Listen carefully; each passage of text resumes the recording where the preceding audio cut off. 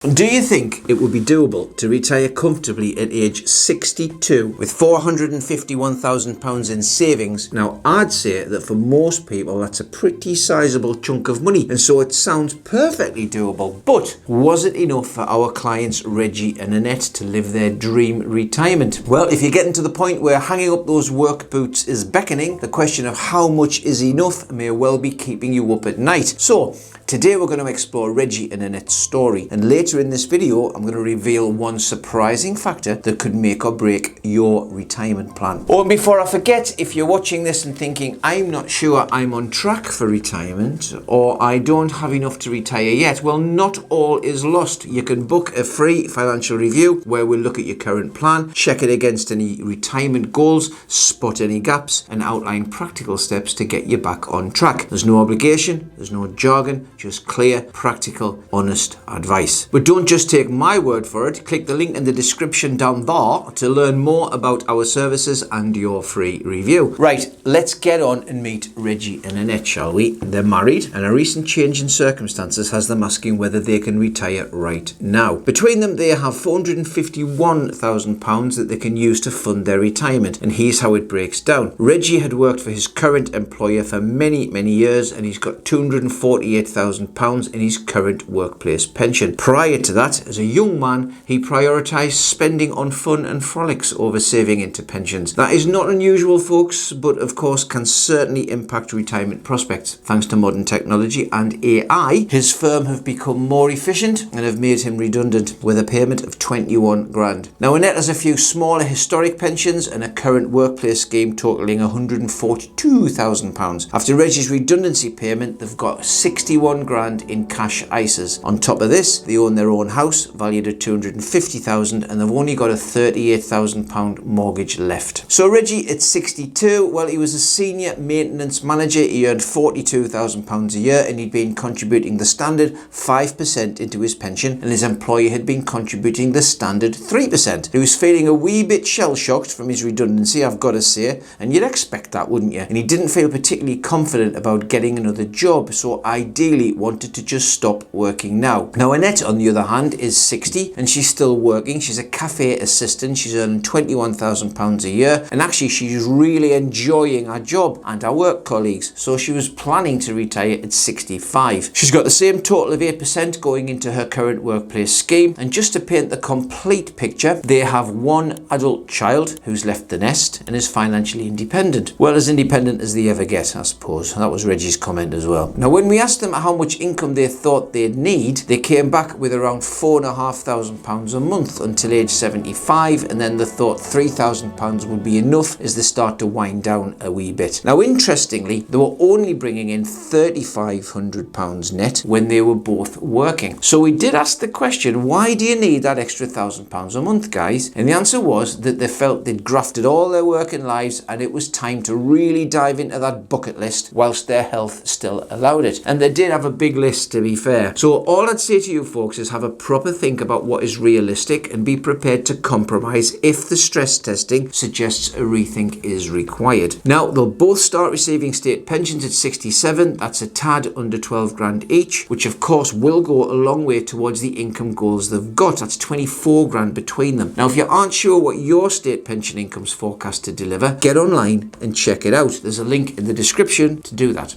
Now, before we generate a financial forecast, we do need to agree some assumptions. Firstly, we've built in 2% for inflation, which is in line with the government's long-term goals, but if you felt you'd like to build in a slightly higher level for inflation, of course we can do that. It's not a problem. Next, we considered what investment growth rate to assume in the plan. Now, this figure underpins every projection we make, so it needs to be realistic as well as aligned with the client's comfort level in terms of risk. Now, in their first meeting, we set it at 4% a year, reflecting a medium level of risk consistent with their investment preferences and capacity for potential losses. So, can their combined £451,000 pot cover their retirement comfortably with those assumptions? We're going to dive into that next. Now, with Reggie retiring now and Annette happy to continue working until 65, with £451,000 as a total starting pot, you can see from the graph they would have exhausted that pot by the time Reggie reaches 74 and Annette is 72. And by age 90, they'd actually be in deficit by £226,255, and something therefore needs to change. This is where our work with them really did begin. So when Reggie and Annette came to us, Annette had a handful of old pensions from different jobs scattered around various providers, and keeping track was an absolute nightmare. She had no idea where she was, truth be told, and to be frank, that does tend to be the same for the vast majority of people who come to us for help. So the first step was to pull together all of Annette's old pensions into one nice modern pension plan. We left her current workplace scheme alone so the regular contributions could keep rolling in, with the intention of moving that to her new pension when she decided to retire. Now Reggie already only had one pot, but it was cheap and cheerful, and it was the employer's scheme with very poor investment choices, and it did not have a flexi access drawdown function, which is absolutely vital to organising a tax efficient spending strategy. So we moved that into the same provider as Annette's. They now each had a single pot for us to look after, with high quality investment choices, full access to flexi access drawdown, and visibility in terms of what they had and would have moving forward. And as a family unit, their values were pooled together to give them reduced fees. Now consolidation isn't for everyone, and it isn't for every pension. Some old pensions actually have very valuable perks which are worth keeping. There's more about that in some of the other YouTubes if you want to go and check them out. But for Reggie and Annette, this move was a game changer. Suddenly they could see where they stood and focus on building the retirement they really wanted. No more confusion. One option on the table was to downsize to bridge that gap. Now their 3-bedroom detached house was more space than they needed, so moving into a 2-bedroom bungalow made sense. It meant less maintenance, lower bills, and crucially they could release £50,000 in equity. They didn't put all of it into their ISAs at once because of the annual allowance, so instead they contributed £20,000 each into ISAs in the current tax year, leaving £10,000 in a high interest savings account. Once the new tax year began, their intention was to move the remaining £10,000 into ISAs alongside Reggie's 21 grand redundancy payment. By coordinating the downsizing proceeds and redundancy money in this way, they created a joined up plan that strengthened their finances. There was of course an impact, as you'd expect, and this was instead of running out of money at 74, their funds would now last until 78. Plus the overall deficit shrank by 45,000. A single property decision combined with disciplined ISA contributions and smart use of redundancy money gave them 4 more years of financial security and brought them closer to closing the gap. So we then discussed the benefits of different investment strategies and active investment management, and Reggie and Annette agreed that with Reggie wanting to retire as soon as possible and Annette still working, they wanted their money to work harder in this final little stretch. Now it's important to highlight here that we always take the time to properly assess any individual's understanding of investing and risk, and assess their capacity for handling the fluctuations that the investment world always experiences. Now in both Reggie and Annette's case, after some good conversations to help educate them a little bit more, they both agreed that with the right plan and ongoing support, they would be willing to consider adjusting their risk level. And I think it's also worth mentioning here that whilst we always look at the short-term comfort level with investing, we also want clients to understand what is realistically possible over the long term. So using conservative assumptions but recognizing what the markets have realistically delivered, we can give clients a clear picture of the potential outcomes. Our software helps model these scenarios so they can make informed decisions on how to invest and what level of withdrawals can be supported, balancing ambition with security. So as a starter for 10, we compared their current assumption of 4% with a modest increase to 5%, illustrating the potential long-term impact through side-by-side projections. Now that extra 1% might sound small, but over time, compounding can make a significant difference. When we model this change, the results of course improved by around 20k, from a shortfall of just over 226,000 to 207,038 pounds. Now whilst that's not mind-blowing, it does serve to demonstrate why paying attention to where you're invested makes a difference. You want the best possible chance of success. Now since Reggie will not be making any pension contributions this tax year because he's got no taxable earnings, the question is how much can they put into Annette's pension instead? And this is where it gets clever. Now Annette is planning to keep working for another 3 years. This means she could contribute up to $51,000 in total into her pension during that time. As they had spare cash, it was possible to use that to maximise Annette's pension contributions, and in fact you can contribute up to 100%